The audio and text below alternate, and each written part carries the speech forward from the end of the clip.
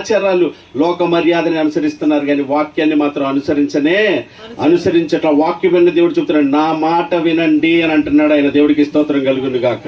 సృజించిన వాడు నేను, రూపించిన వాడు నేను, ప్రాణం పెట్టిన వాడు నేను, రక్తం కార్చిన వాడు నేను, నిత్య జీవించేవాడును నేను నేను నేను అంటున్నాడు. దేవునికి స్తోత్రం కలుగును గాక. మరి నువ్వెవరో అనుకుంటున్నావా?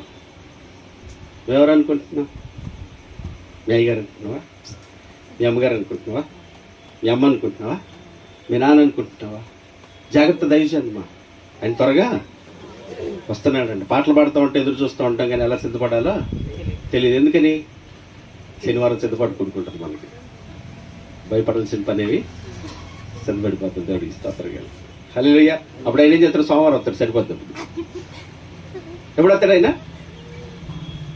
చెప్పండి, పర్లేదు. ఎప్పుడు వస్తాడు? మన తెలియదట్లా, మామూలు తెలియదట్లా, ఆయన ముందు కుప్పిగంతులు అన్నట్టుగా వేస్తారంట. ఇవాళ ఇలాంటివి నేర్చుకున్నారు. బాధాకరమైన విషయం ఏంటో తెలుసా? ఒక క్రైస్తవుడు రక్షణ పొందిన నాటి నుంచి రక్షణ కొనసాగించుకొని నిత్య జీవం చేరే వరకు, ఆయన వచ్చే వరకు, మనం పోయే వరకు మనం సిద్ధపడే ఉండాలి. కానీ ఏం నేర్పిస్తారు? శనివారం సిద్ధపాటు, ఆదివారం ఆరాధన, డిసెంబర్ 25 దేవుడికి స్తోత్రం. పుట్టాడు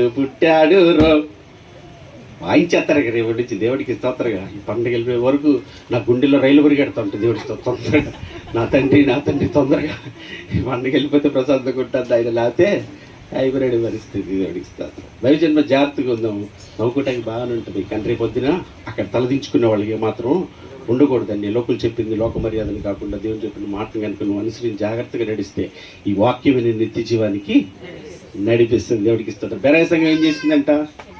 పౌలు లాంటి చెప్తేనే అక్కడ తీసి చూసారండి. నువ్వు పౌలు అయితే ఎవరికి కావాలయ్యా మగన్న. మన వాళ్ళు ఏం చెప్తాం? పౌలు అంతటి వాడు పౌలయ్య గారు. అసలు మన పౌలయ్య గారు దేవుడి స్తోత్రం మామూలుగా చెబుతున్నాడు అని వాళ్ళ పెద్ద చేసుకున్నారు. ఎవరు? విత్తింది ఒకడు, నీరు పోసింది ఒకడు, వృద్ధి చేసింది దేవుడే. దేవుడికి స్తోత్రం కలుగు. ఘనత మహిమ ప్రభావాలు ఆయనకి కలుగునట్లుగా ఆయన వైపు చూడాలి, ఆయన మాటను ఆలోచించాలి, ఆయన చెప్పినట్లుగా నడవాలి. ఇంకెవరిని పరిగణలోకి తీసుకోకూడదండి. దేవుడికి స్తోత్రం. జాగ్రత్తగా ఉందాం, భయభక్తులు కలిగి ఉందాం. వాక్యాన్ని బాగా ఇది రాదు.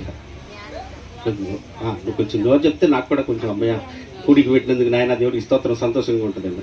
వాక్యాన్ని బాగా